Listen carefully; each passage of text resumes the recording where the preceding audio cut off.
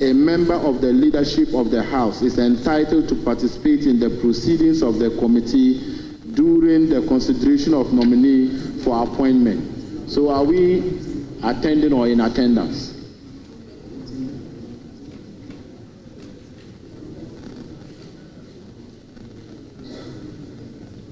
You quoted order 2. Order 2177. Yeah, 2177, but I've been guided by my leader, Mr. Speaker, so I withdraw that. Thank you. Yes, please. Thank you, Mr. Speaker. I'd like to also place it on record that I'm a member of the Appointments Committee and I was present on that day. My name doesn't appear on members who were in the chamber, and it doesn't appear on the Appointments Committee either. So I seek your guidance for correction. So I call on the table office to correct it. Thank you. Which page are you talking about? Page 19? Sorry. Page 19. No, 12. Page 12. Yes. Page 12 captures the 12 and 19. names 12 of the nominees, the minister designates, and page 19, those in attendance. That's item 2, and your name is VIII. Thank you, Mr. Speaker. I'm making reference to page 12. Page 12? Yes. Members present. Oh, you're taking us back to page 12. Yes. Sorry.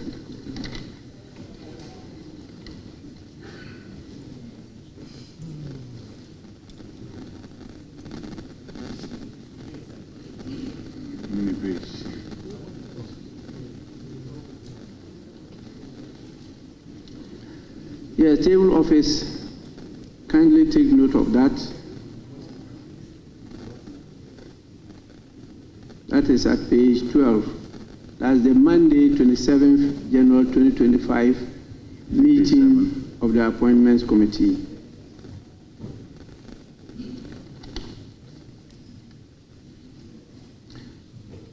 Yes, please. Mr. Speaker, please can I take you back to page 7? Item 26. I was present but marked absent.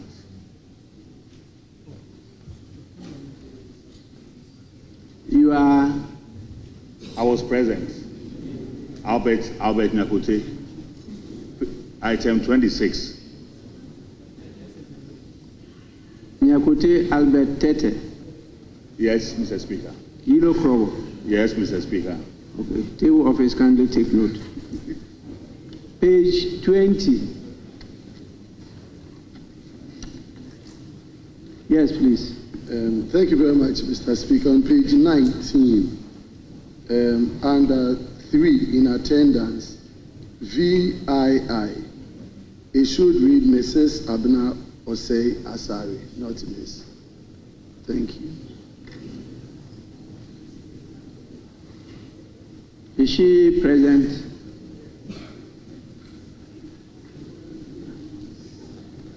I want to know whether she's present, so I'll be sure whether she writes Miss or Mrs.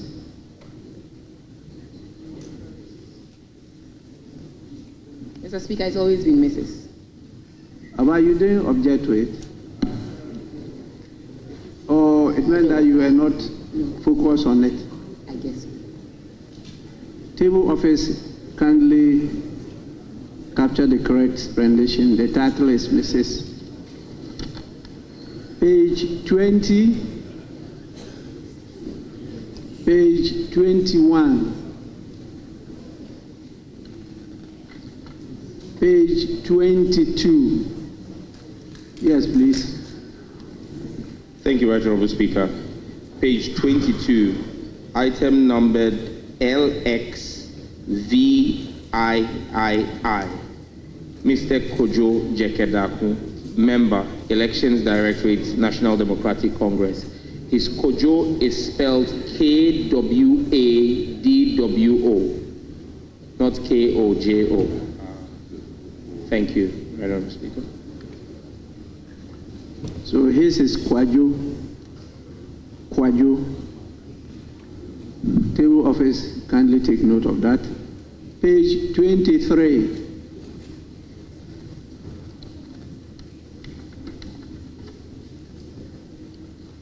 Page 24.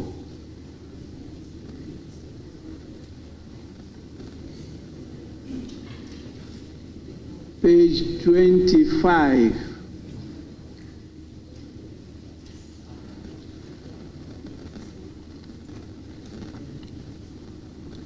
Page 25, yes. Right Honourable Speaker, on page 25, I remember on that day I was part of the committee. I had the opportunity to even ask Honourable Mutala some questions, but I've realized that my name doesn't show as appearing. And so if the table office can correct that for me. My name is John Darko.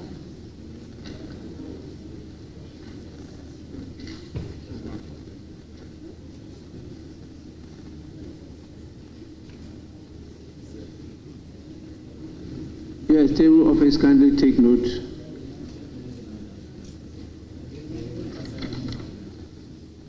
Page 26, page 27,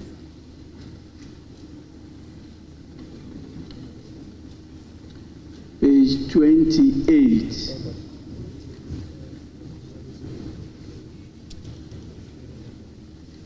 Honourable members, the votes and proceedings of the 10th sitting dated Friday, 31st January 2025, as corrected, is adopted as a true record of proceedings. I'm sure you now have copies of the votes and proceedings of Thursday, 30th January 2025. Very short one, page 1. Page 2,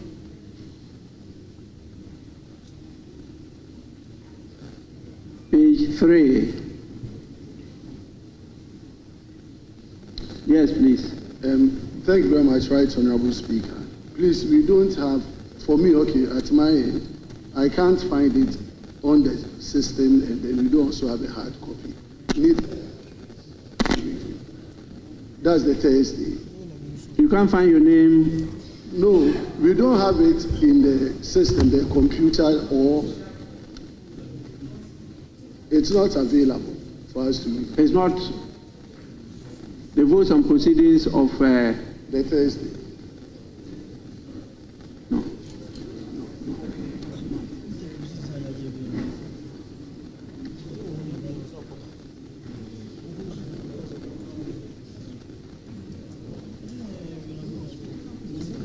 Well, then we'll leave that until the right time when members have copies. So, honourable members, let's take the official report of Friday, 24th January 2025. Any corrections?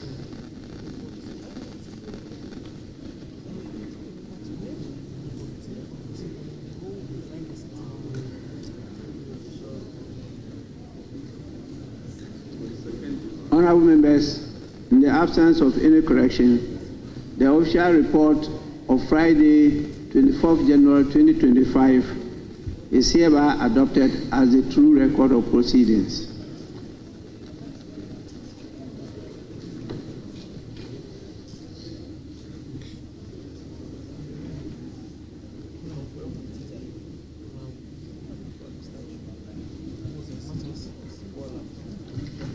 Honourable members, we move to item 7, statements.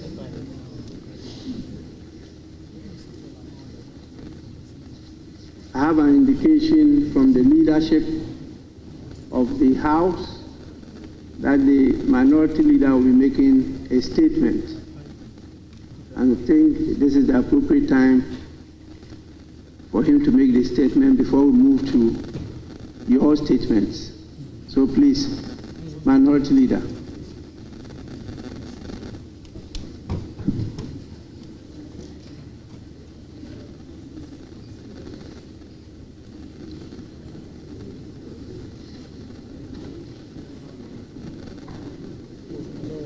Mr. Speaker, thank you for this treasure space to make this statement before you and my colleagues.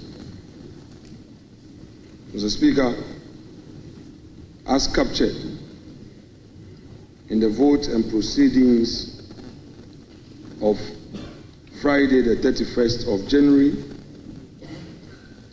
paragraph 5 and page 7, you had cause to deliver a formal communication. With communication, you outline your displeasure on matters at the appointment committee on the evening of Thursday, the 30th of January, and the morning of Friday, the 31st of January. Mr. Speaker, indeed, your response to the events as a leader and the head of this assembly was indeed timely to assure the public that indeed this House is ready to uphold democracy and to do what is right in the eyes of the public. That notwithstanding, Mr. Speaker, I had ferried to your office a memo dated the 3rd of February 2025, where I raised some procedural concerns regarding the outcome of your communication. Mr. Speaker, to couch the matters that arose in proper perspective, on the said day, the Thursday, the 30th of January, as per the practice, we had agreed to proceed to vet some 4 nominees. Originally, we were supposed to do 3. This 4 later changed to 5. Around about 10 p.m. of the evening, we had indications from our colleagues in the majority that they intend to continue the vetting for more nominees rather than agreed. Mr. Speaker, on the corridors of the vetting room were many people, including nominees. Our understanding was that they had all been invited. Mr. Speaker, there was no room for us to discuss the way forward, which resulted in our decision as the minority to protest. Our intention was to have a peaceful protest to express our displeasure at the excesses of our colleagues in the majority. We acknowledge that in the process, the situation got out of hand, resulting in the outcome you commented upon. We hereby assure you that we shall, as the minority, cooperate with you in upholding the integrity and the dignity of this House. Mr. Speaker, we also want to assure you that we will undertake a deeper, and emphasis mine, a deeper consultation and commit to this with our colleagues. Suffice to state that from day one that Mr. President started ferrying his nominees to this House, we have given this government our utmost cooperation. Mr. Speaker, record will have it that this is the first time in the history of our democracy that the minority has given the government such a cooperation to the extent that nominees are getting their confirmation in record time. Indeed, Mr. Speaker, I am on record to have made an application to this House under Order 3. This has never happened by any minority leader in the history of our democracy. We believe in constructive criticism. We are not in any way in to disrupt government business, frustrate them, or undermine them. Both parties have been in government before and have been in opposition before. We know that it is not through disruption that would win us power come 2028. It is through active, constructive politicking. Mr. Speaker, we have become aware of the consequences of orders you have issued as a result of the formal communication you have given. But this is what we have to say. And I quote from Shakespeare's Merchant of Venice. Mr. Speaker, you remember the story of Shylock when he demanded his pound of flesh. A plea came from Portia, who was the supposed counsel for the debtor. Mr. Speaker, this is what he had to say, and I rely on it to mount the next line of my submission. That the quality of mercy is not strained, drop it as a gentle rain from heaven upon the earth beneath. It is twice blessed. It blessed him that gives and him that takes. Mr. Speaker, we cannot take your power to discipline from you. But we believe that when this is tempered with assurance that the way forward will be better, you will be able to reinstate our colleagues who temporarily have been denied access to this chamber and the precincts of Parliament. Ours is not to undermine your authority. After all, it is the confidence we had in you that made us by consensus to vote you into office. And we accept your authority. Mr. Speaker, we do not think that we should litigate this matter even on procedure. We are more interested in the outcome, which is not a desired outcome. Today, I, on behalf of my caucus, would want to assure the public that such an action will not be seen in the public space again. Mr. Speaker, I take full responsibility as a leader on my side on all actions that took place. I will therefore conclude by inviting you, Mr. Speaker, to, in the circumstance and with assurances given, to consider a rescission of the decision you communicated to the House, as well as all consequential matters there too. Mr. Speaker, without more, I shall thank you for hearing me and resume my seat. Thank you very much.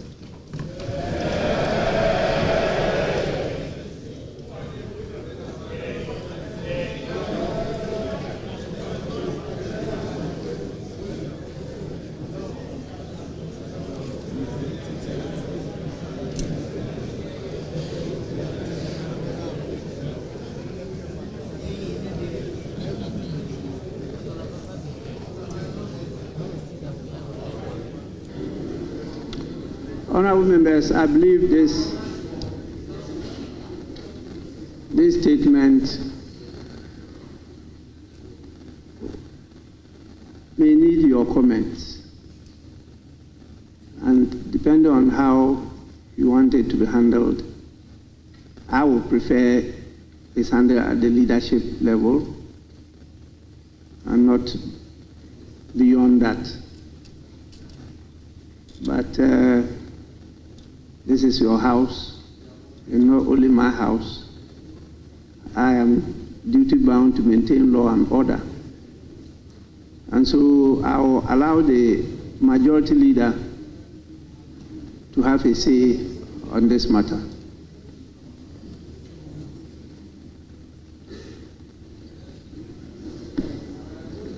Mr. Speaker, the popular saying is that to err is human, to forgive is speakerly.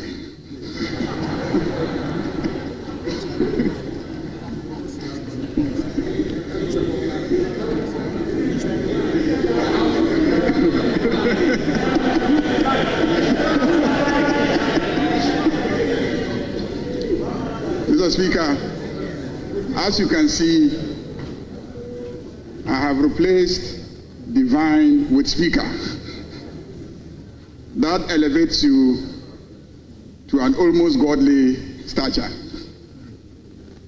My colleague, the minority leader, has spoken. He has recounted the happenings of Thursday and Friday. So, Speaker, it is a fact that the first time His Excellency John Dramani Mahama nominated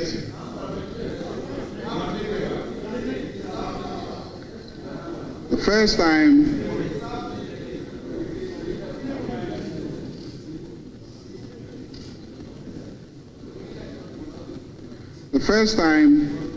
the first set of ministerial nominees were announced was on the 9th of January 2025. Today, Mr. Speaker, is the 4th of February 2025. We are not yet even 1 month into the administration of His Excellency John Dramani Mahama. But, Mr. Speaker, we have vetted and approved a number of ministers, but overall, we have vetted and by the close of today would have approved 42 ministerial nominees out of 60. The reason why we are even at 42 is because since Friday, we have not yet received any additional nominations. So in effect, we have finished vetting and hope to conclude the approval of 42 nominees to ministerial appointments. As a matter of fact, all those who have been nominated to serve as the cabinet of the government have actually been vetted and some approved by this House. This is a record performance that this House should be proud of itself.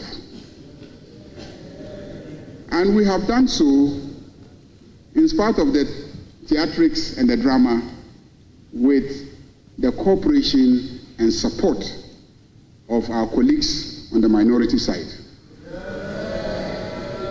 If in the process there have been some incidents, they are regrettable.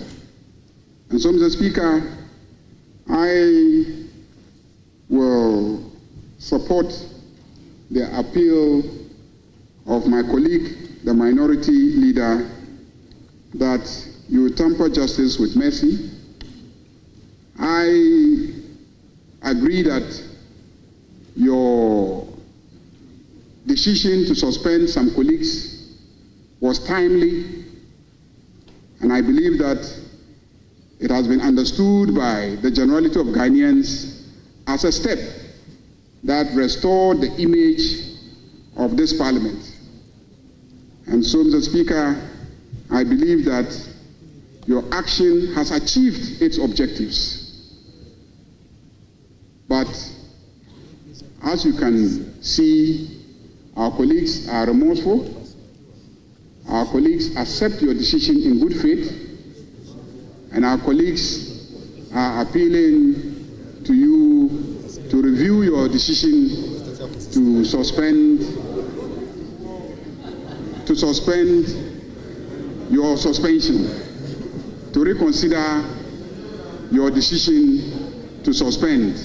Mr. Speaker, it is not only members of the minority side that were suspended.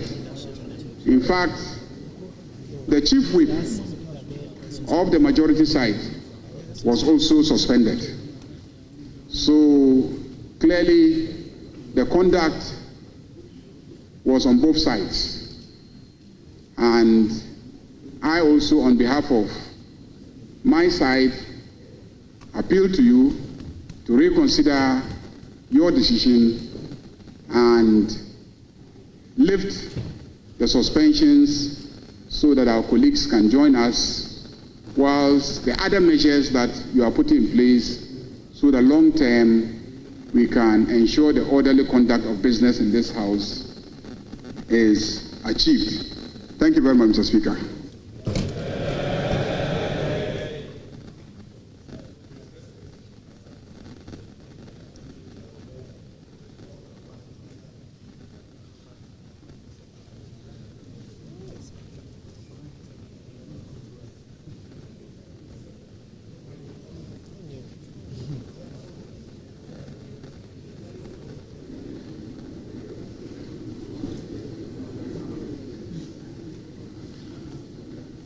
Honorable members,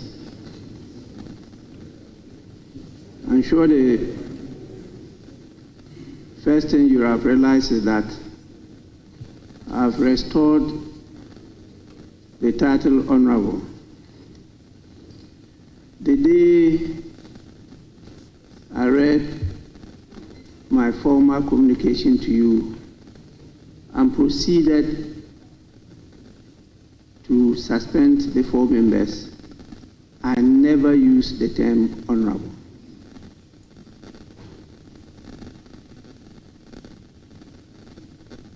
I have done so now because your leaders actually came to me to plead that I temper justice with mercy. If any of you here is not remorseful, please be on your feet.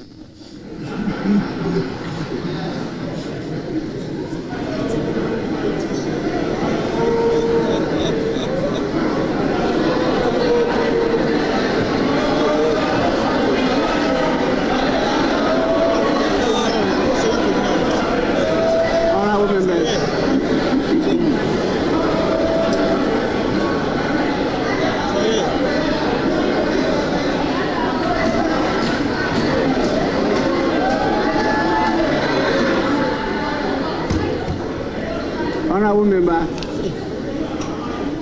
you are not, please.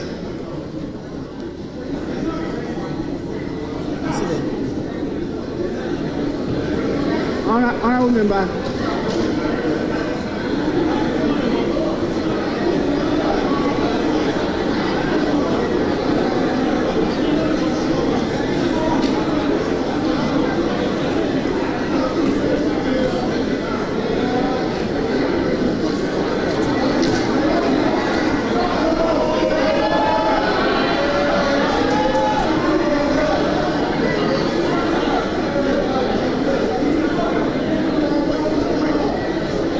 Honorable members,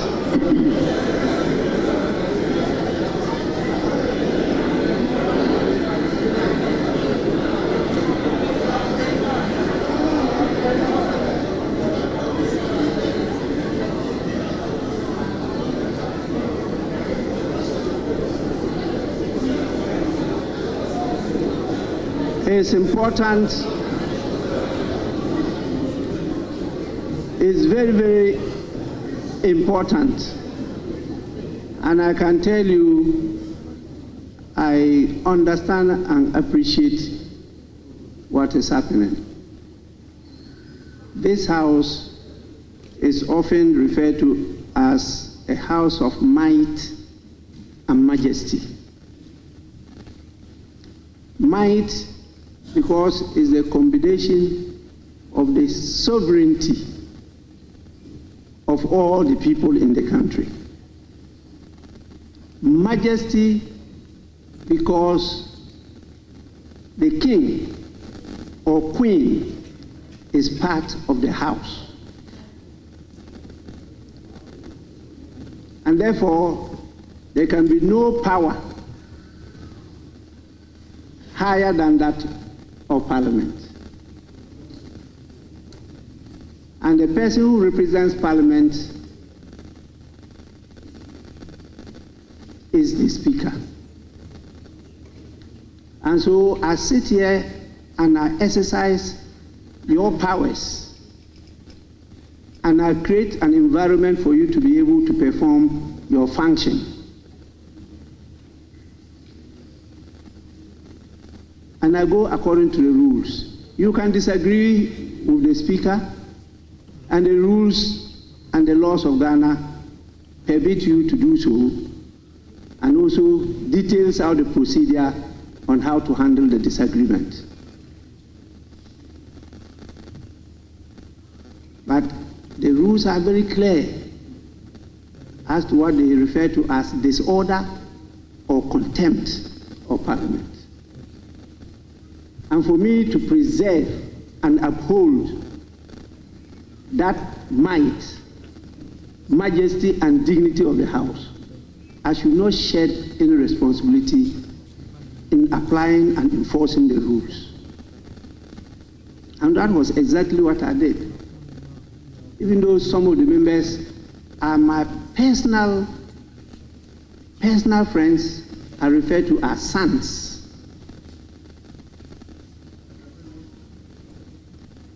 So please, you can ask your leaders when they approach me with this. Yes, as a father, when your son commits an offense, you don't punish the son to the extent that you break his or her leg. That becomes a big problem for you, the father. And nobody is perfect. We are all fallible. So I listened to the apology, and here it was repeated by the minority leader for and on behalf of the members of the caucus, and supported by the majority leader.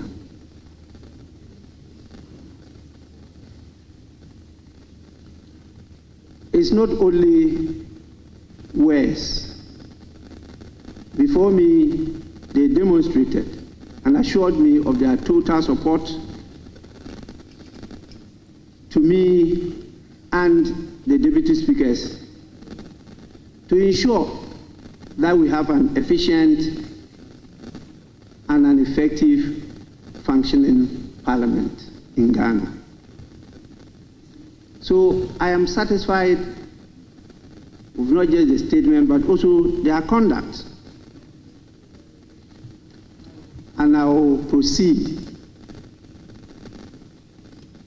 to lift the suspension of the 4 members of Parliament that I considered were involved in disorderly conduct which amounted to contempt.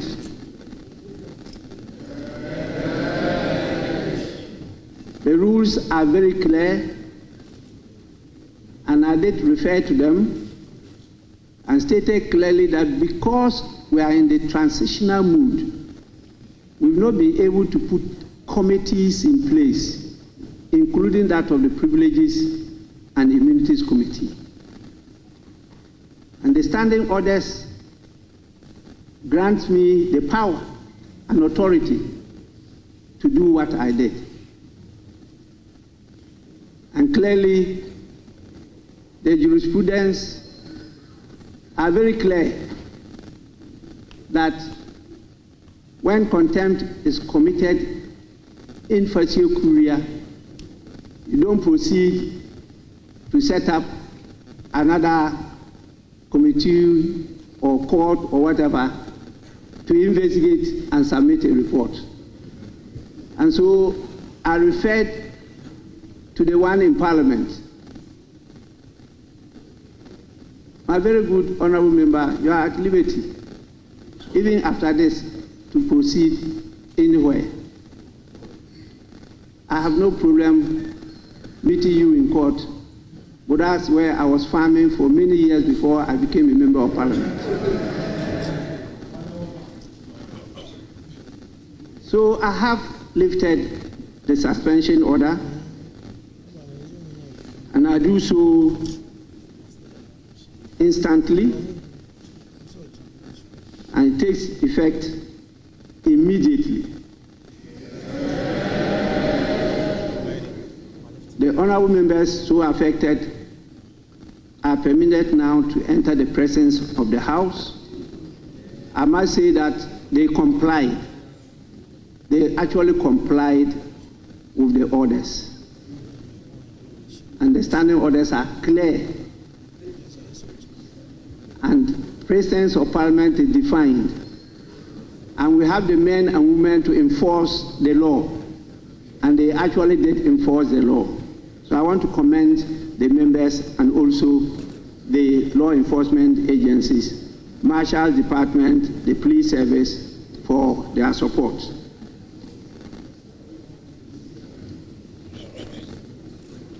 Let me once again assure the House of my commitment to upholding the dignity of this House. All of you seated here, I am responsible for upholding your rights and protecting all of you. And those who have felt the branches of the law, honorable member, when it is before me, nobody can save you. When it's outside, you can run to me, I will go and save you. And you can ask your colleagues. A lot has come before me, and I've always intervened, both sides, to protect the members and to save them. You can ask all the state agencies involved. And so it's not restricted to any side, both sides, all members. Those of you who don't know it, that's why I'm drawing your attention to it. When you get into any of those challenges and you draw the attention of the office of the Speaker intervenes. And by law, you are protected. There is a procedure we use to do that. We are not above the law, not at all. But there is a procedure because it's not you. You now represent a whole constituency, large number of men and women, children, elderly people. That is why you are made of now, not as individuals. And the rights of all that group cannot be taken for granted. So please, we do so without fear or favor. But let me say that I have read some media reports that some members of the House have referred to me as headmaster. Treating honorable members like students. I reject that assertion. But I can assure you that when there are students, there must be a headmaster.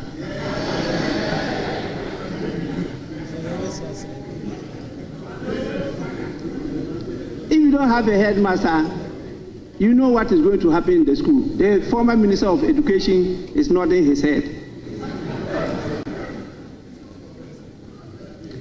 But I'll end by saying this, which is better captured in Latin. It says, qui multum datum.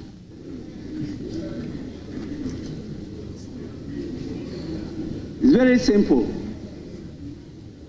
To whom much is given, much is expected. And so, you are not called honorable for nothing. They expect so much from you. And don't forget that there's life after Parliament. With this, I want to thank all of you for your attention. And I promise you, the investigations will continue. The report will be brought to the House. The House will have an opportunity to take a decision. That is the procedure outlined by our rules, by our practice, and by custom and convention of the House. That will be done. Honorable members, self-regulation is better than external regulation. And so, please, this matter should be handled by the special committee at the committee level and report to us. I have told the leaders to make themselves available to the committee and to state exactly what happened, because we want nothing but facts, nothing but the truth, so that we can apply the rules correctly. I urge the committee not to make it a matter of public debate. What you know here is not known by the public. What you do here is also not known by the public. And so when you rush to the public, one word can confuse the whole country. But that word will be understood differently in this House. We still have a lot of work to do with our partners outside this House. A matter of education, a matter of advocacy, and we'll focus on it. So I thank you all, and please, let's continue to work together as a family. Thank you so much.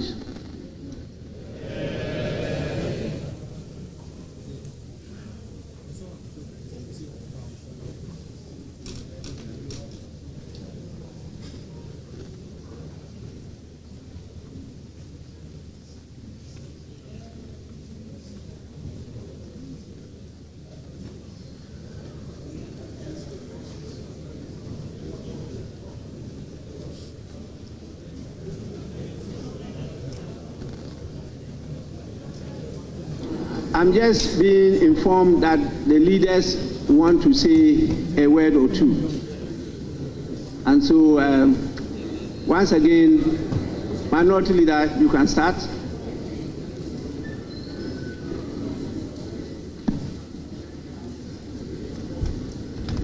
Mr. Speaker, I convey the gratitude of the Minority Caucus on your final decision in these matters.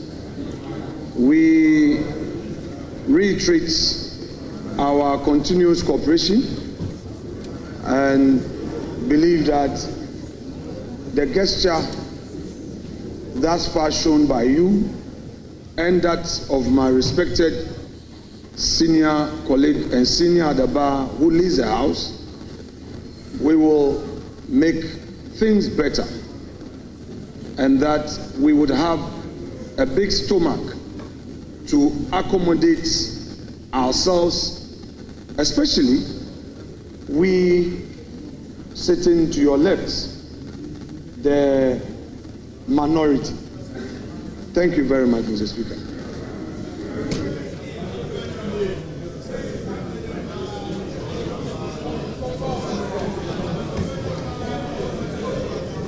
Yes, Majority Leader. Mr.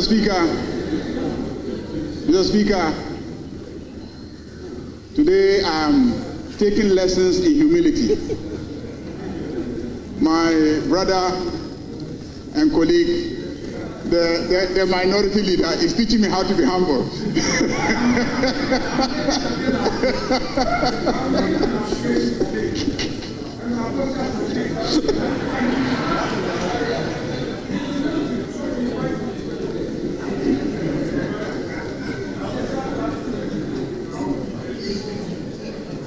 Mr. Speaker, we thank you very much for your magnanimity and considering our appeals and lifting the suspension on our colleagues. We want to assure you that we will be of good behavior going forward, and your appointments committee, I believe, will function in a better atmosphere. So, Speaker, there are a few other things that I will bring to your attention. In a statement, he drew attention to the organization of the security around where the appointments committee sits. He also drew attention to the corridor and how members of the appointments committee feel uncomfortable about the numbers that show up at the sitting of the appointments committee, and how sometimes it can get congested and the pressures exerted by nominees. And then also some of the challenges. I think the part of the challenge was the fact that on the Wednesday when they were supposed to sit, due to a decision to hear some contempt matters before them, they shifted a few more nominees to the day after, and so there was a lot of pressure on the Thursday, and that affected the crowds that showed up and the urge to try and approve and vet as many nominees as possible. So, Mr. Speaker, these are all matters that I will take up with my colleague and the chairman of the appointments committee. But in the meantime, we thank you for your decision to set aside the suspension of our colleagues. Thank you very much. Honorable members, let me also on your behalf thank our leaders for leading us to solve this problem. I was going to make a very lengthy statement on the other incident affecting the clerk to the committee. In view of what has happened, I will summarize it. I won't go through the whole hog. I did indicate this to the leaders, and in fact, I read through it to them, and I think that it's important. I draw the attention of members to the salient points, and particularly our partners, the public, to what is expected of all of us when we are dealing with the staff. This is the law, it's in the Constitution, it's in the Acts, and it's in our standing orders.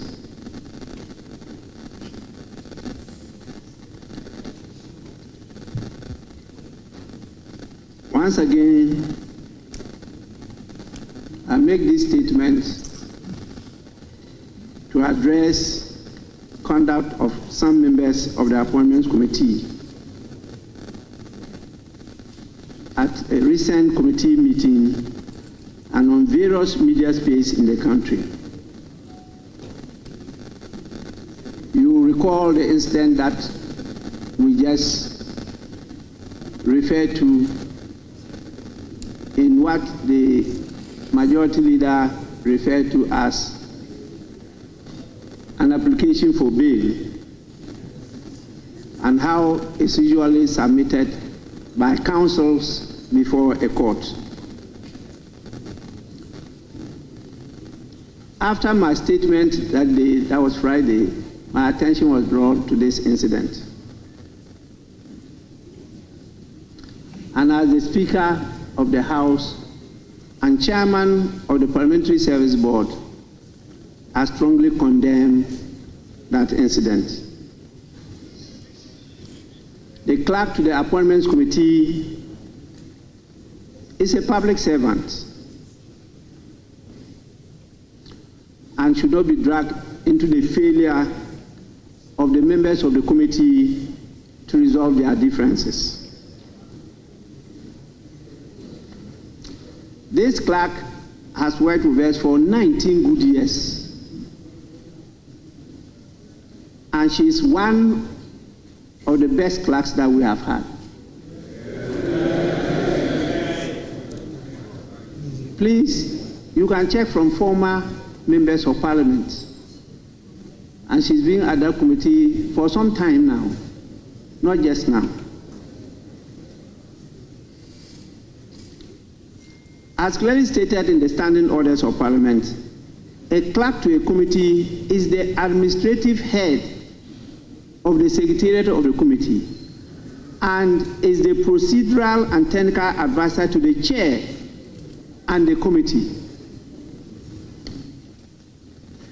By the provisions of Order 2663 of the Standing Orders of Parliament, a committee to which a business has been referred shall meet to consider the business on the day and the hour determined by the chairperson of the committee with respect to that business.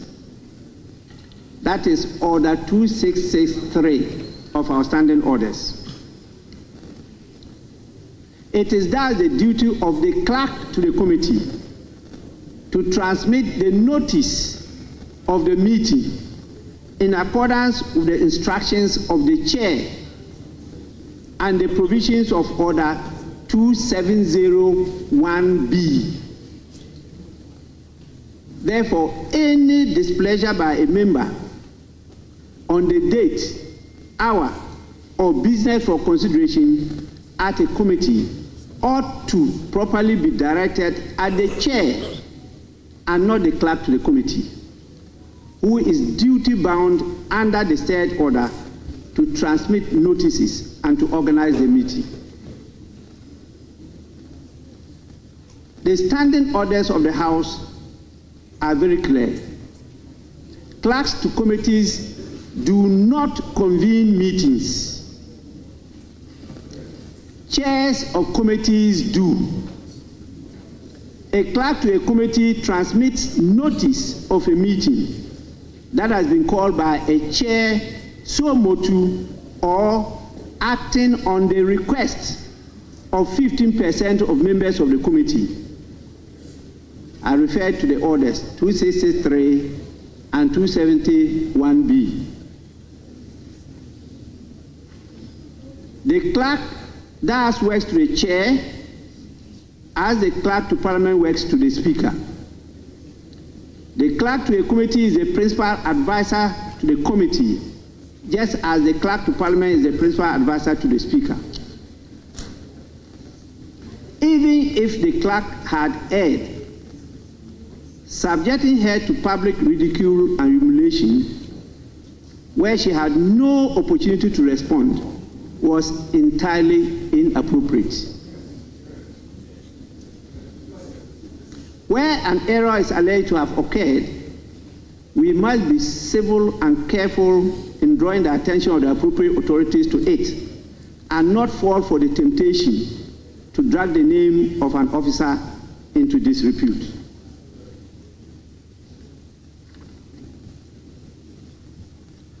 While I advise members to use only the laid down hierarchy and procedures to resolve any grievance that may arise in relation to an officer or a department of the service, I also call on the chairs of the committees to, as a matter of urgency, ensure a strict adherence to the standing orders of Parliament and to maintain law and order at committee meetings. Honorable members, in spite of your numbers, you are not to oppress the minority.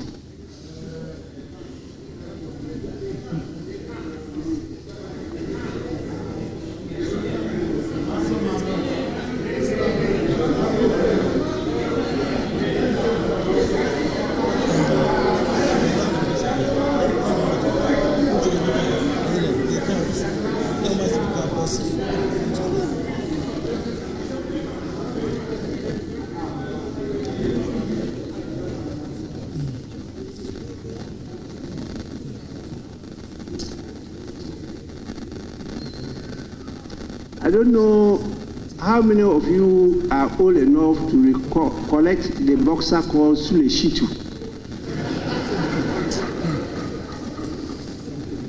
You are old enough to recollect Sule Shitu.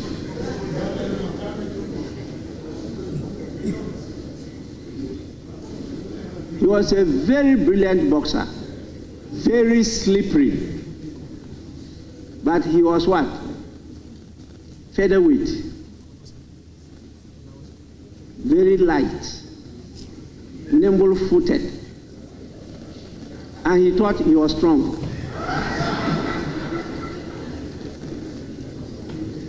One blow of middleweight, he flew so far that he never woke up, and that was the end of his boxing.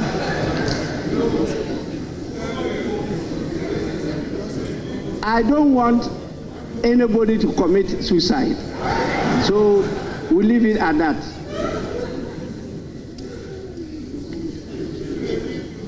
For me, I will continue to perform my role. Don't worry at all. Honorable members, I do this because the Parliamentary Service Act mandates me to do so. The Speaker is the person endowed with the ultimate responsibility for the administration, organization, and control of employees within the service. So it's my responsibility, and I will not share that responsibility. It's as a result of that I led the Parliamentary Service Board to put structures and systems in place to assure all staff of the Parliamentary Service of a robust support in the discharge of their duties to Parliament and members of Parliament. And this is to ensure that we have a very efficient and effective Parliament that is responsive to the needs of the people we represent. With this, I thank all of you for your attention. We have other statements to make. Yes, Majority Leader. Mr. Speaker, crave your indulgence to vary the order of business so that we can commence public business. Mr. Speaker, I want us to take the report of the Appointments Committee on His Excellency's ministerial nominees. But we need to vary the order of business to achieve that. with your indulgence and that of the House, if we may vary the order of business. Let me hear from your colleague minority leader first. Yes. Mr. Speaker, this is a big surprise to me. A moment ago, the chair of the committee and I engaged on the draft report which has been sent to me to have my input. I'm not aware of any report that the chair and my good self have agreed for same to be laid and distributed. We have not discussed that. The chair is here. I do not know whether he has signed any report. So maybe the respected leader of the House may give us further information on his application. Thank you, sir.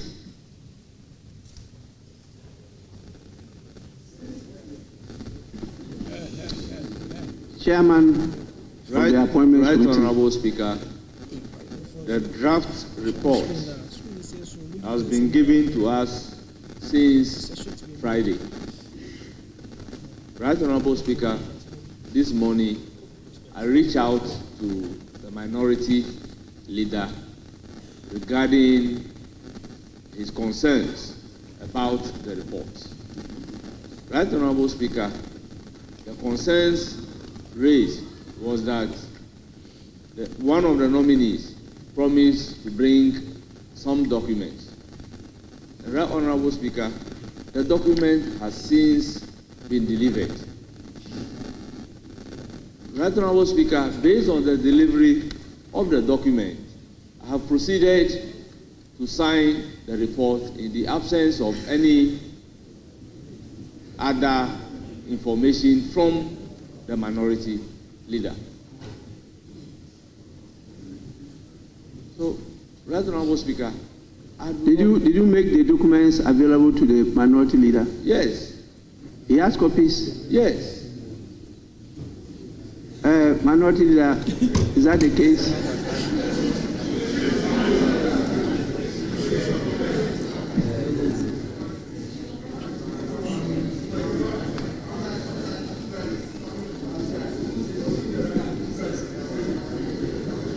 Mr. Speaker. Honorable members, please. Mr. Speaker, we can only make progress if we act in good faith. I shall repeat my side. Me as a leader would not obstruct government business. Never. I've been in government before. I know how difficult it is to run a government. I've been a leader, and I know. But the only pathway to success is to act in good faith. Mr. Speaker, since the chair has spoken for the records and for Hansard, let me respond to him appropriately to the best of my knowledge. Mr. Speaker, yesterday night, and because of the happenings, the person who received the document signed, the draft report got to my office, it was signed. I invited our clerk, and I have my text messages as evidence. I invited her to come so that together we can sit and discuss the issues. Mr. Speaker, may the backbenchers and the young ones in appreciate the spirit of the House this afternoon. It is government business. If you think you can be making noise, your government business will delay. Whilst you await your nomination, make the noise for recognition. That is why you've not been nominated yet. Those who don't make noise have been nominated. Mr. Speaker, those who don't make noise have been nominated. Honorable Majority Leader, address me. Mr. Speaker, yes. Mr. Speaker, yes. That is your role, to make noise. Go ahead. Mr. Speaker, I invited the clerk to come for us this morning. Unfortunately, I received a call from another officer that the clerk was unable to come because she has to meet with you. So another officer came, called Madam Ekua Drua. I know her in this house. She came with another gentleman, and we went through, because I have records of all the documents that the nominees had indicated they were going to provide to us. So we went through. One nominee has provided some of the documents. The rest are yet to. So we went through the records and they took note that they were going to follow up. The other nominee has not provided a single document that he himself promised to provide to us. So I even suggested to them that in view of that, we can take those nominees who don't have any issue at all, so that those we are waiting the documentation, when those documents come, we'll deal with it. Just on the corridors, they assured me that they were chasing for those documents. My respected colleague engaged me and indicated that whilst we wait for those documents, we could proceed. I told him that I do not have any problem with assurance that those documents will come, because these are nominees who are spoken on record that they were going to provide the document. It's been days after the vetting. If they said they had it, why are they not bringing those documents? So, Mr. Speaker, for my respected colleague, the chair of the committee, to spring a surprise, these are some of the frustrations we go through. And Mr. Speaker, I speak on my 5 points of fellowship. I am not acting in bad faith. In all truthfulness, I am not aware that the report has been signed. And we all know that before the chair signs, the clerk will sign. If indeed the engagement with me this morning, where we agreed that they were going to get those documents, is any engagement to go by, then how would it be that the clerk would sign with a check, knowing that they brought me a draft report? Mr. Speaker, I would want to plead with my colleagues. Let us spend more time to Jojo. I will not frustrate you. It is your government. You must form the government. Mr. Speaker, I can only constructively criticize you after you form your government. I do not have any business holding you back. I want that to be on record. But the approach, Mr. Speaker, is not the best. The approach is not the best. If he still wants to proceed, Mr. Speaker, in spite of all I have said, I would not mind. Of the nominees, we have only 2 issues. We are voting, we are taking you through a secret ballot on 2 nominees. And I've indicated to you, the Honorable Sam George and Honorable Ablakwa. All the others, can I finish? Can I finish? All the others, by consensus, we don't have a problem. However, those documents that they promised bringing to us must be available. That is the only condition. I don't have any other problem.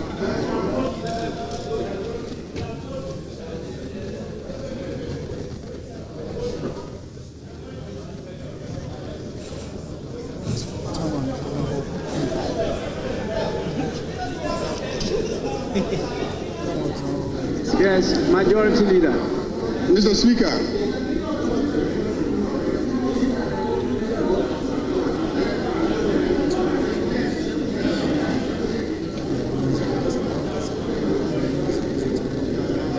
Mr. Speaker. Yes. Mr. Speaker,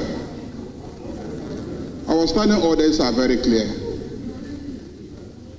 Order 285 deals with reporting. Mr. Speaker, the chairperson or a member of the committee is authorized to present the reports of the committees to this House. Mr. Speaker, there is a report signed by the chairperson of the committee, and we are seeking to have that laid so that we can take it today. Mr. Speaker, I am aware of the matters that are being discussed.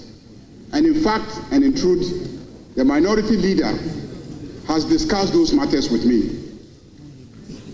He has indicated that he has no objection to the reports except that during the vetting, 2 nominees promised to present certain documents to the committee, and he has not seen those documents.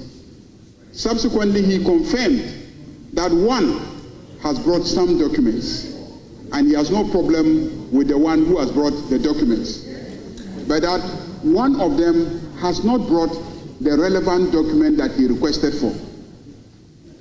I had a response for him also. I told him that in my opinion, the document that he is asking for cannot stand between us and approving that nominee. That document, in my opinion, cannot stand between us and approving the nominee. And in any case, Mr. Speaker, when the committee met, at the close of the sitting of the committee took a decision on all the nominees.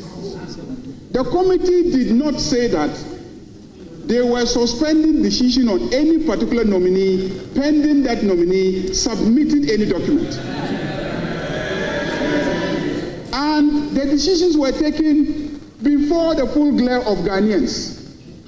On television, the media were present and they captured the moment when the decisions were taken on each and every one of the nominees.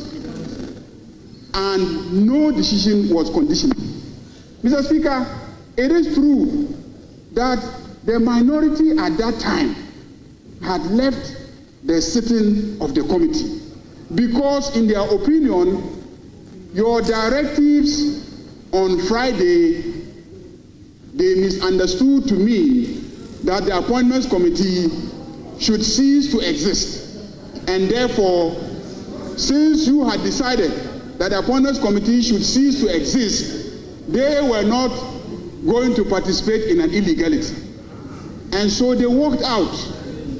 I tried to explain to them that I was in this chamber when you communicated to this House, and you did not say that the appointment committee should cease to exist, and therefore you were calling for an urgent meeting to reconstitute the appointments committee.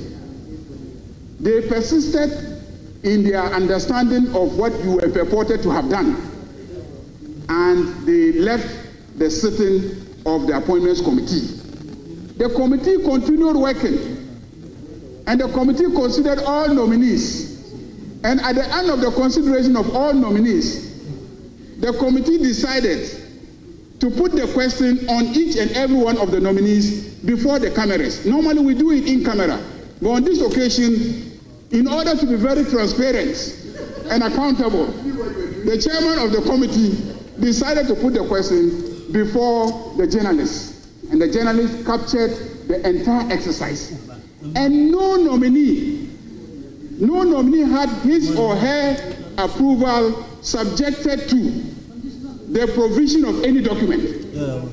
So if after you have left the committee And the committee has already taken a decision to approve all of them by consensus. You will come and say that you don't agree and they must submit some documents. I will not accept that. So you can come to the chamber and you can say whatever you want to say. But I am standing my grounds, and every single one of those nominees will be approved by consensus in this chamber. I communicated that to my brother on the other side. So we agreed that he should come and say whatever he will say, and I will have my say. So, Mr.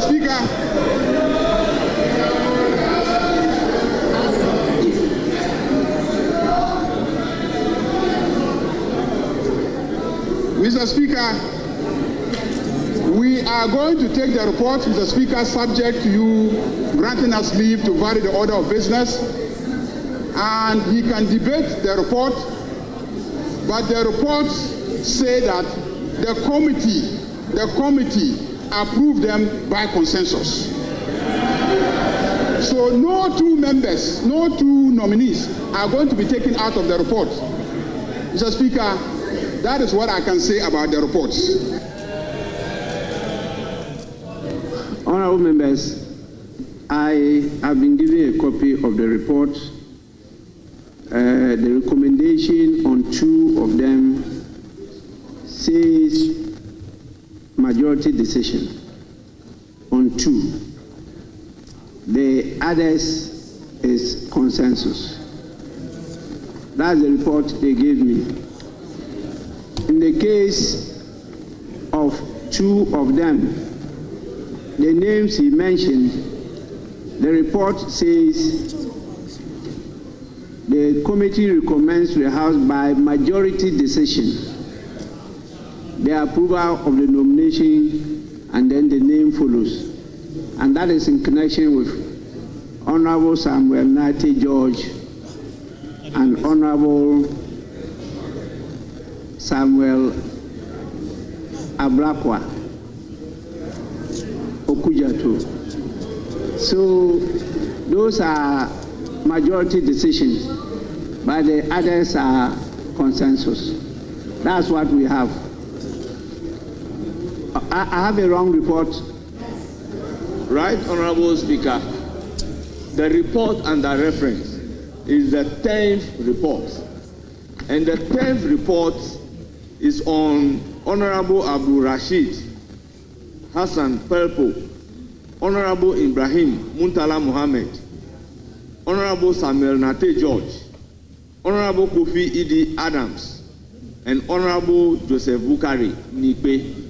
So, right, Honorable Speaker, in respect of the 10th report, which we have to lay, it has nothing to do with Honorable Okujeto Ablakwa. And right, Honorable Speaker, the minority leader said we should act in good faith.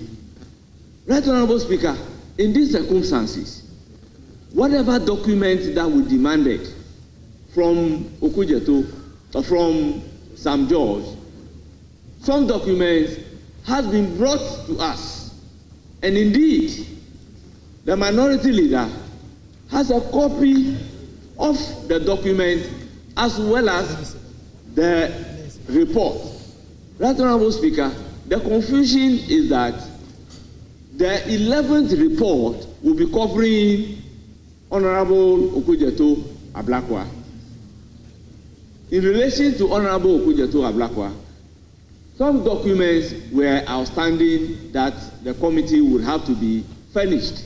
So, minority leader is confusing the 11th report with the 10th report. So, regarding the 10th report, he has a copy of the report and he has a copy of the documents brought by Honorable Sam George. So, it's completely different from the 11th report. So the issues relating to the 10th report will not be the same as issues relating to the 11th report.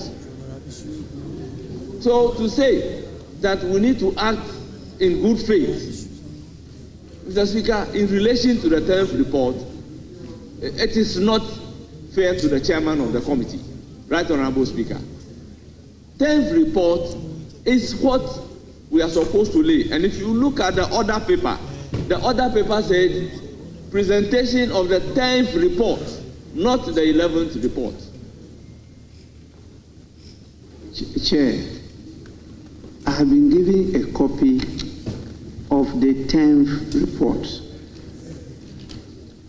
January 2025, APP/9/1/1/010. Now read page 22. You see the recommendation on Honorable Abdul Rashid H. Pelpu. Read page 42.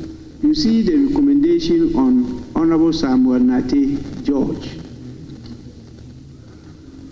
Have you seen that? What does it say? Speaker, I am not speaking with respect of the decision of the committee, the recommendation of the committee. I'm speaking with reference to the fact that minority leader is saying, acting in good faith, he has not seen a copy of the report. I've gone past that. Then I am saying that he is confusing the 10th and the 11th report. Chair, yes. Chair, I understand that point. Very well, very well. I was addressing the issue that the majority leader raised. Yes. Because the majority leader's understanding is that they are all by consensus. Yes. So, and I'm saying, Chairman, I'm saying that the report I have, that one is not by consensus. It's majority decision. That's what is in the report. Now, my attention was being drawn to another copy of the 10th report. And so when he brought it, we had to compare notes. And we saw that even what he brought, at the same page 42, the recommendation is majority decision. Now, at the last page, which is page 79, you have the committee therefore recommends to the House by consensus the adoption of its report and the approval of the nominations of, and the number there is only 5. But in that, you have number 3, where you put the Honorable Samuel Nate George as Minister for Communications, Digital Technology and Innovations. But in the body of the report, it says majority decision.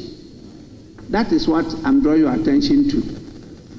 And both are signed by the clerk to the committee and you, the First Deputy Speaker and Chairman of the committee. Yes, please. Right Honorable Speaker, the decision of the committee, per the report that I am holding, the minority has reached out to us that Honorable Sam Nate George would be a majority decision. The rest of the nominees are by consensus. Exactly what I said. That is so, Mr. Speaker. Yes. Yes. But so, at the last page, yes. At the last page, yes. When you talked about the consensus, yes. You included the name of Honorable Samuel George Nati, which meant that one to be by consensus. Yes. Right, I don't know, Speaker. honorable members, are you following? You have copies of the report. That is the conflict in the report. Yes, please. Right, Honorable Speaker, I would be able to do that correction in presenting the reports of the committee.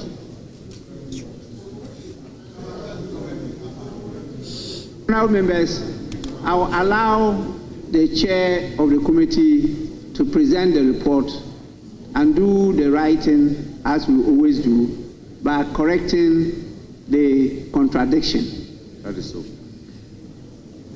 Yes,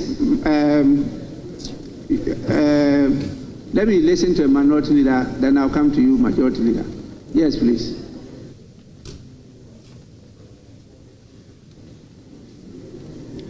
Mr. Speaker, limiting ourselves to even the 10th report. This is the very problem that I've been raising from day one. When the clerks reached out to me this morning, and we had a meeting this morning on the draft, the understanding reached was that they will engage our respected colleague, Sam George, to bring the rest of the document to enable us finalize the report. That is the 10th report. Mr. Speaker, here is a situation that without reaching out to me again, we have our clerk co-signing the report with the chair. Mr. Speaker, let the record reflect that per the practice of this House, leaders of committees would always have to sign off before a committee report is finalized and brought to this chamber. It is only when the one side has given a firm indication of its intent that the issue of a minority report would arise. Mr. Speaker, this is not the case, and this is where I would want to reserve my comment on the actions of our secretariat in private. I wouldn't speak about the actions of the secretariat anymore in public. But Mr. Speaker, I am happy that the clerk to Parliament is in this chamber and is hearing it. It is a bit a challenge what is happening. Mr. Speaker, I beg to say that until all the information that the nominee himself has committed to providing are provided, until all those documents are provided, we cannot finalize a report. I have therefore no hesitation at all in saying that for Honorable Abdul Rashid Hassan Purple, Honorable Ibrahim Mutala Muhammad, Honorable Kofi Idi Adams, and Honorable Joseph Bukari Nikpe, we can take them because this is by consensus. We shouldn't allow one person's issue to stand in the way of other nominees we don't have a problem with. And in fact, let me publicly state this. If our respected colleague brings the outstanding documents and these documents are satisfactory, we have no hesitation changing our position. We've done that in the case of Honorable Emmanuel Amakofibua. We took a decision to take him through a vote. The issue that we had with him, we resolved it. The majority leader, my good self, and the chair, we resolved it. And upon resolution, we amended the record right here on the floor of the House. Nobody should create the impression that someone is in to frustrate somebody's political appointment. No. But, Mr. Speaker, the very things that our colleagues demanded when they were in opposition are the very things that we are demanding from them. So they should take it easy and engage us the more rather than the confrontation. The confrontation will not work. Confrontation will not work. We have a 4-year journey. This is just the 3rd week. So they should take it easy with us. It's not the intimidation and the attack, the social media that will get me, Kwamina, to be cowed. It will not work. I have seen all this before. So, but I want to do the work in a manner that you as colleagues will know that I respect you. I will not disrespect any nominee. After all, you are going to be our minister. But please, let the right thing be done in the interest of the nation. Mr. Speaker, that is all I demand. Yes, Honorable Minority Leader. Please, honorable members, your standing orders are clear as to the preparation of report of committees. Is Standing Order 283. 283 and 2831 says members of a committee, including the chairperson, may present reports for consideration of the committee, and the report shall be recorded in the minutes of proceedings of the committee. 2. The chairperson shall propose for consideration the reports in the order of receipt until one of the reports is accepted as a basis for discussion, beginning with the report of the chairperson. 3. The question to be proposed by the chairperson on any report shall be, and I quote, that the report brought up by honorable member for so and so be read a second time, paragraph by paragraph, unquote. 4. When the question has been agreed to, a question shall not be proposed on any other report, but portions of other reports may be offered as amendments to the report under consideration where they are relevant to the agreed report. And 5, on the conclusion of the consideration of the report, the chairperson shall put the question, and quote, that this report be the report from the committee to the House, unquote. This is the procedure you go through. At all committees, this is the procedure you go through. So at the end of the day, the report is the report of the committee. Yes, Majority Leader. Mr. Speaker, indeed, that order governs the process of generating reports. Mr. Speaker, my colleague on the other side knows that we have never really complied with that mechanism. And indeed, Mr. Speaker, you know, it is new.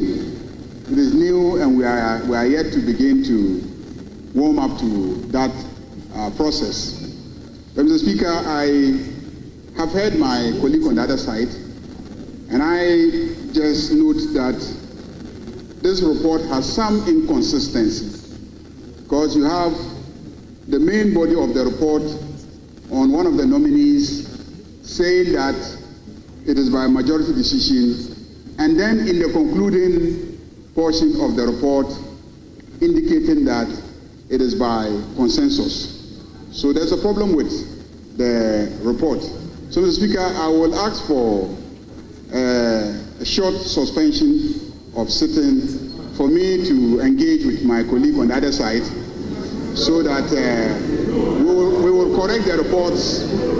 We will correct the reports and build consensus, and come back to this House, Mr. Speaker.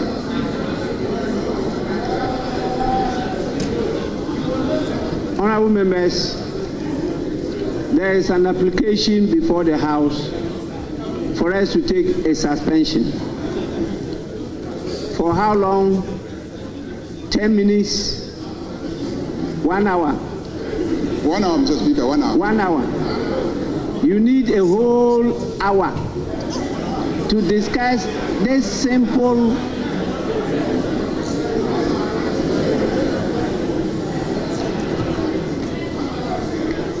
Honorable members, 1 hour is okay, Mr. Speaker.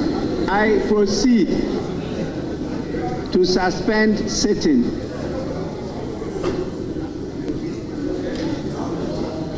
Minority Leader.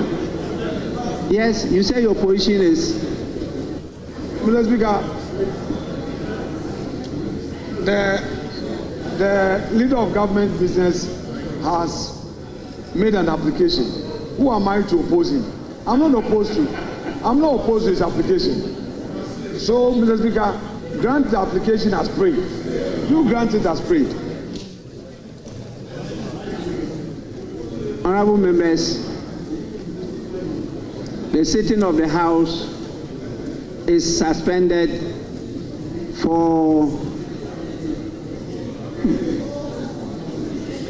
30 minutes. 30 minutes. 30 minutes.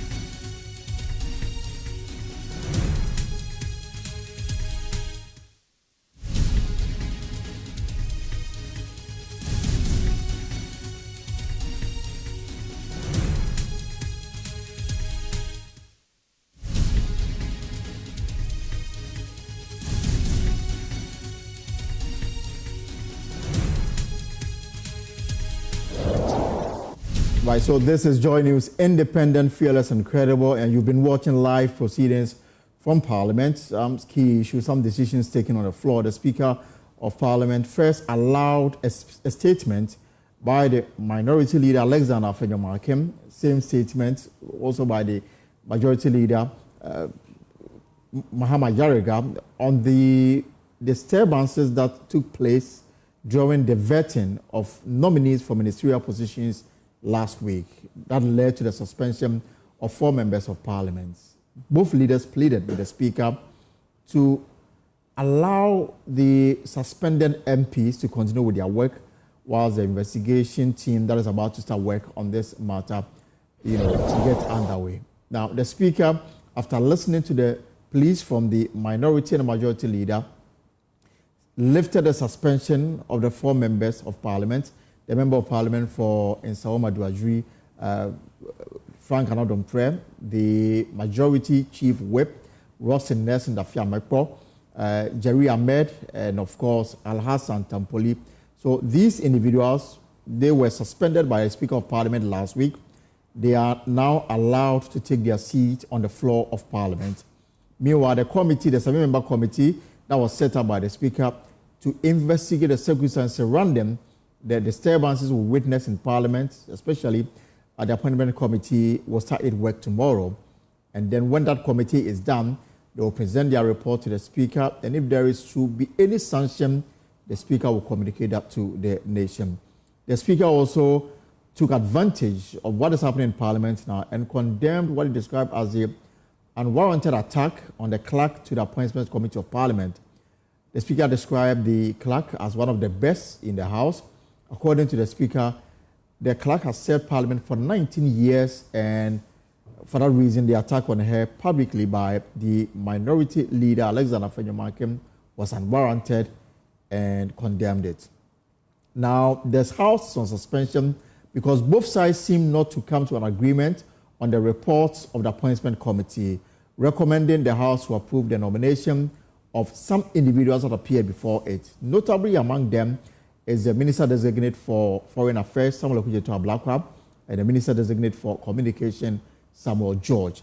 Now, according to the minority leader, Alexander Fenyamakem, they have concerns with the nomination of Samuel Okudzeto-Ablakwa and Sam George, and for that reason, they will put the approval through the parliamentary process, that is, a voice vote. If it's not clear, it will go to head count. If that's not clear, then they will demand a secret ballot on the two nominees. The rest of the nominees, they have no issues with them. There was some kind of a back and forth regarding that particular report because the majority side insists that at the conclusion of the report at the committee level, there was consensus on all the nominees, and for that reason, there shouldn't be a platform for those two to be taken through voting to determine their approval or not by the House. They didn't come to a decision or a compromise on this matter. The reason why the majority leader asked the Speaker to allow the House to go on recess for an hour. The Speaker has allowed 30 minutes for them to correct some defects in the report and come back to the House for a debate and subsequent approval or otherwise of the nominees. Two key nominees, Communication, Sam George, and of course, Samuel Okudzeto-Ablakwa for Foreign Affairs. These nominees, the minority side insists that they will have to take them through voting because they are against them being approved by the House to assume their roles as ministers of state. We'll wait and see how this will unfold when the House is back pretty shortly in the House for them to debate the report of the Appointments Committee. But again, let me reiterate that at the conclusion of the sitting, that is the first part, the Speaker has allowed the 4 suspended MPs to take their seats in the chamber.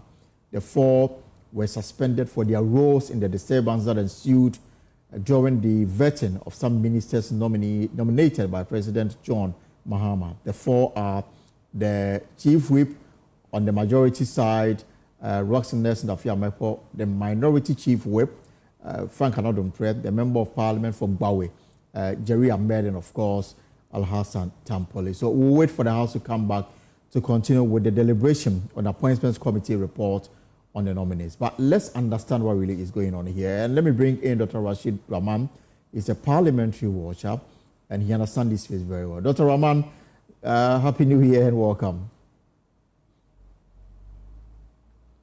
Doctor, if you can unmute for me.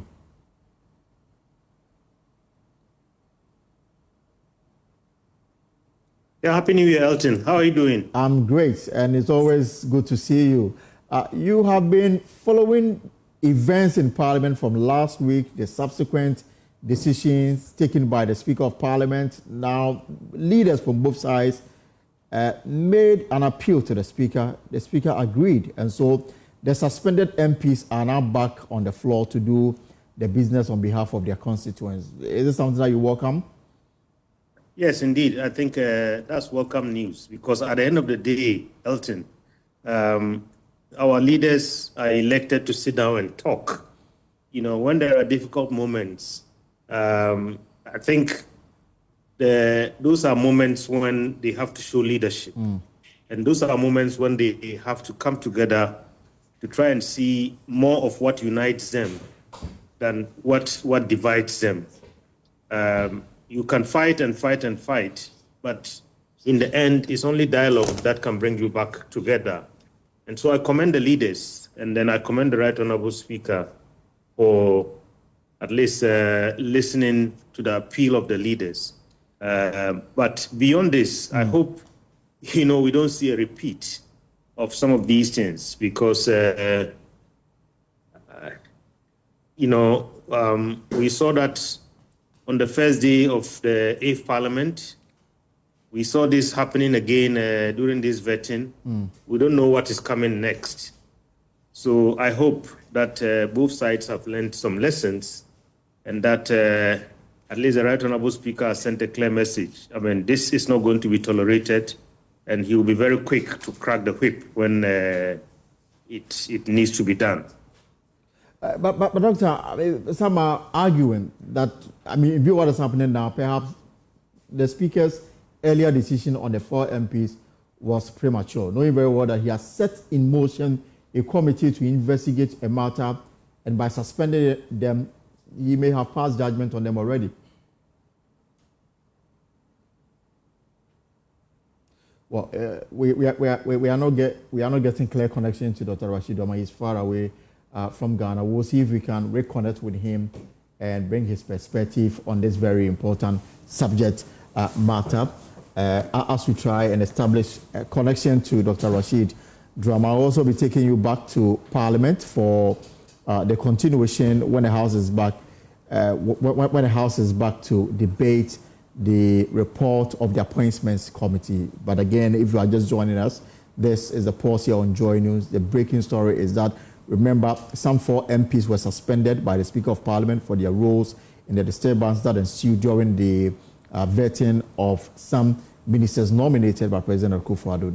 The latest on this story is that the Speaker has lifted the suspension on them, and so Roxanne Nelson Dafiamepo, Frank Anadompre, Alhassan Tampoli, and of course Jerry Ahmed are back in the chamber to do their business. The Speaker also condemned the attack on the clerk to the Appointments Committee, describing it as unfortunate. We'll take a short break here on the poll. When we return, we'll deal with some other stories. You're welcome back. This is a pause, and this afternoon, the other story we're following for you is it relates to education. The Minister for Education, Haruna Idrisu, has announced plans to transition teacher training allowances into an enhanced students' loan scheme to allow students to cater for their own feeding and personal expenses. The minister explained that whilst the allowances would be maintained in the interim, government intended to phase the allowances system out gradually. But more importantly, you raise the issue of student allowances. It will continue. Subsequent to the Education Forum, for which I have the pleasure to invite you to come, we'll take some major decisions based on the recommendations. But off-head, there is no way you should be feeding a student at the tertiary level off-head. So we have to work out a transition from the allowance into an enhanced student loan for them to feed themselves. But in the interim, they will still get the allowances. Then just the next very few months going forward, subject to the recommendations of the committee. But I cannot conceive of a student in a higher education institution being fed. We can narrow feeding to basic and to free senior high school, but at the tertiary level, so they will still get enhanced student loans to be able to feed themselves. But in the interim, we will continue with the feeding and then phase out the allowance process, subject to the recommendations of the Education Forum. So we would do that. So let's break it down. And how much government spends annually on teacher trainees, allowances, and the potential impact of transitioning these allowances into students' loan. And we put this together to illustrate the point more forcefully. So there are already 46 colleges of education in the country accredited by the Ministry of Education to run various programs for teacher trainees across the country, 46 in the 16 regions of the country. And of course, the total number of teacher trainees, this according to the Ministry of Education, as we speak now, stands at 69,704. That's 69,704 across the country in the 46 teacher trainee schools. So this is the breakdown. So when in 2021, budgetary allocation for teacher training allowances. So in 2021, government, this is how much government committed to it, $169 million. It rose to 185 in 2022, went up to 241 million in 2023, And as at the end of 2024, the figure stood at 246 million Ghana cedis. And of course, so you've heard the minister makes the point on this particular matter. I mean, he says there's no way you should feed a student at the tertiary level. And he's made a point on what government intends to do with the teacher training allowance and the future of it in the video clip that we brought to you earlier on.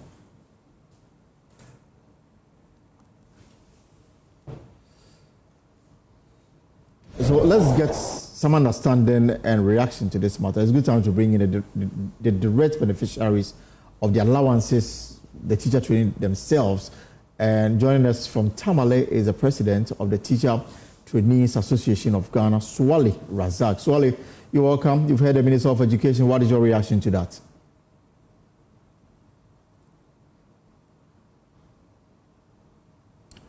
Right, so Swali, you are joining us on Zoom. If you can unmute for us so we can hear you. The Minister of Education has spoken about the future of the teacher training allowance. What is your reaction to this?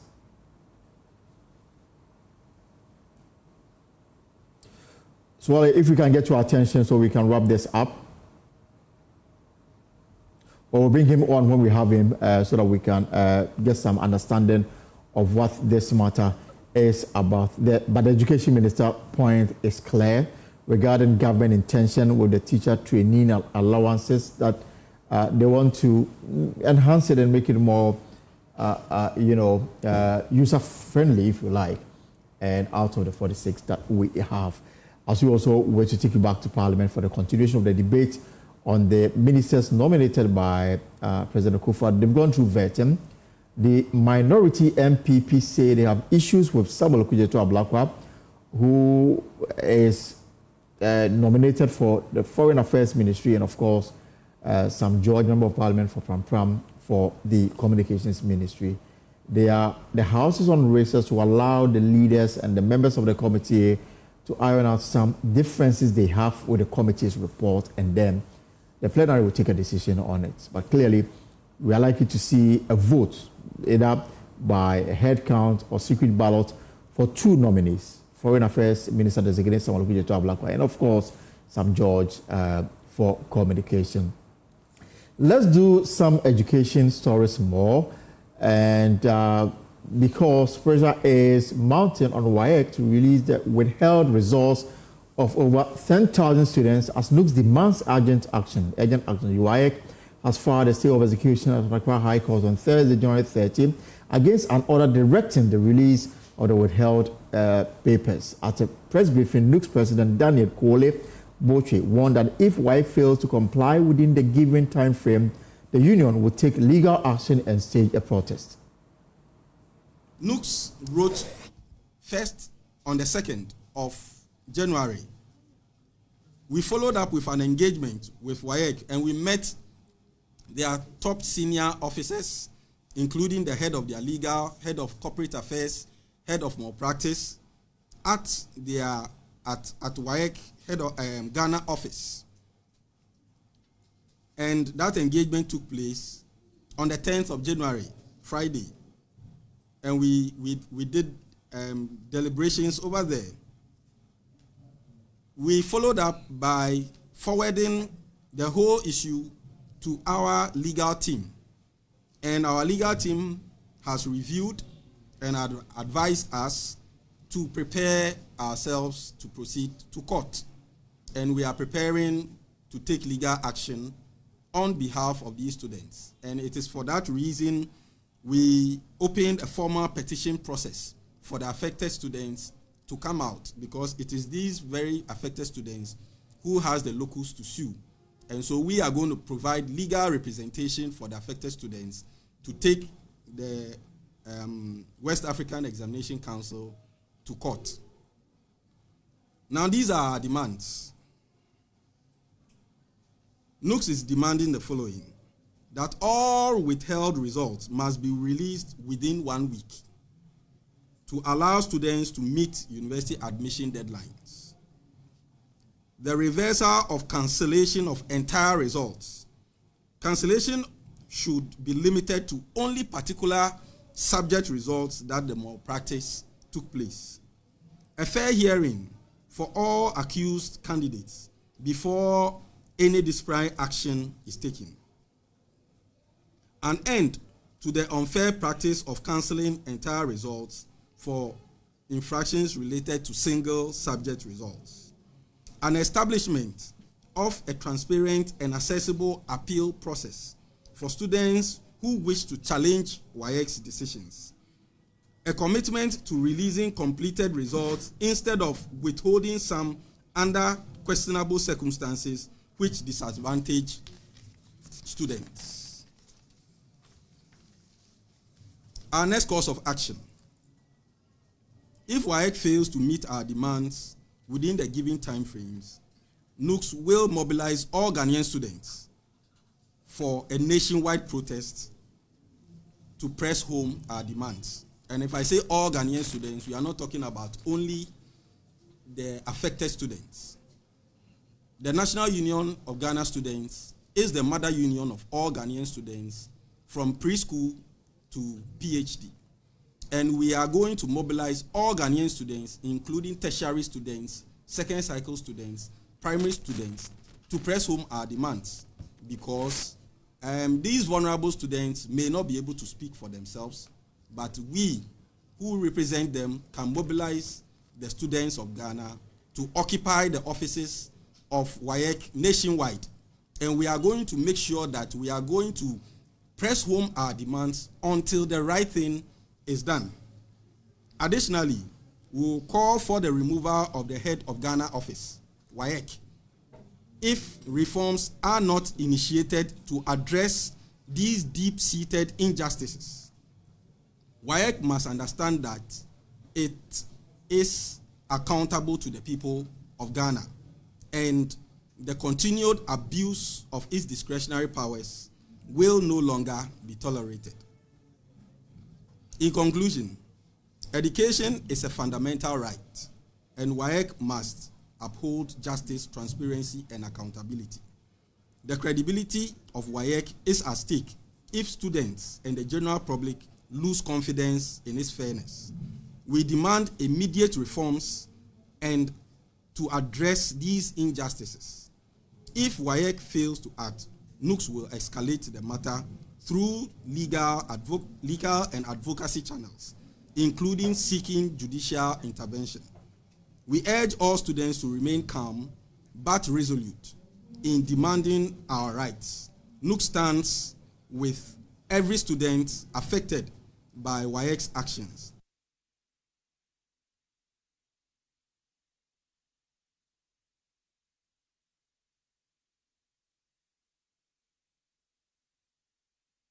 Right, so this is the pause here on JoyNews. We'll take a short break and come back with more on the show. All right, so that's our show for today. For more stories, log on to our website, myjoyonline.com.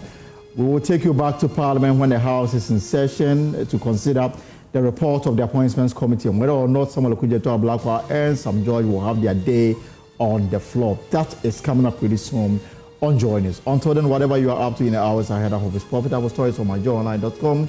I will take full responsibility for vetting chaos. Afenyomal can plead with Speaker.